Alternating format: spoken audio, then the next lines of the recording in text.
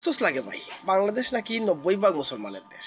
এরকমই একটা দেশে বসবাস করিয়া আবুল সরকারের মতো বন্ড বাউল বক্তা ইসলাম ধর্মরে লইয়া আল্লাহরে লইয়া কটুক্তি করার দুঃসাহস দেখায়। আর আমরা দেশের একই করে না দুই মৌলবী, একজন আবুল সরকারের পক্ষে আবার আরেকজন আবুল সরকারের বিপক্ষে বক্তব্য দেয়। ওরকমই দুইটা বক্তব্য আমরা একটু নিয়ে আই। গণপ্রজাতন্ত্রী বাংলাদেশ, এখানে সবার অধিকার আছে।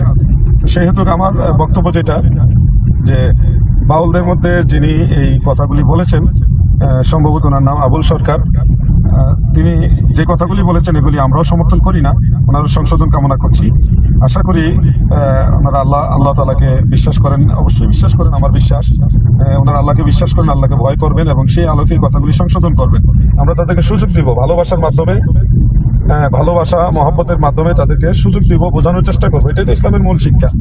তো এবং আপনার চেষ্টার পরেও যদি তারা কথা না মানে, তখন দ্বিতীয় পর্যায়ে, দ্বিতীয় স্টেপে আইন প্রশাসনকে সাথে ব্যবস্থা নিতে পারেন, এটা উচিত। কিন্তু যেভাবে বাউলদের উপর আক্রমণ করা হয়েছে, এটা টোটালি আমরা নিন্দা জানাচ্ছি, মানবিক অবস্থান থেকে নিন্দা জানাচ্ছি।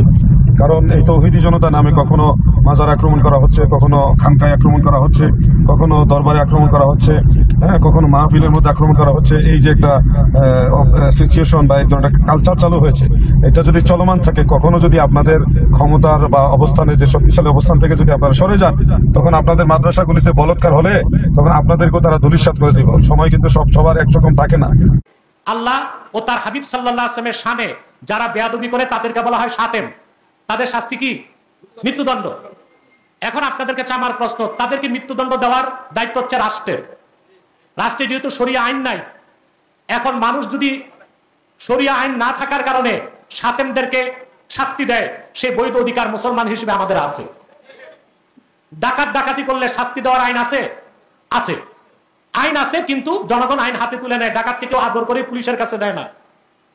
আপনারা বলেন ডাকাত বেশি নিকৃষ্ট না শাতেম মুরতাদ বেশি নিকৃষ্ট? অতএব দেশে যেহেতু আইন নাই, অতএব মুসলমান আইন হাতে তুলে নিবে, এটাই স্বাভাবিক। রাষ্ট্রের কাজ হচ্ছে রাষ্ট্রদ্রোহীকে যেমন মৃত্যুদণ্ড দেওয়া হয়, শাত এবং মুরতাদদের জন্য মৃত্যুদণ্ডের আইন করতে হবে। এটা রাষ্ট্রের দায়িত্ব। রাষ্ট্র করে না বলেই জনগণ মুসলমানের আইন হাতে তুলে নেয়।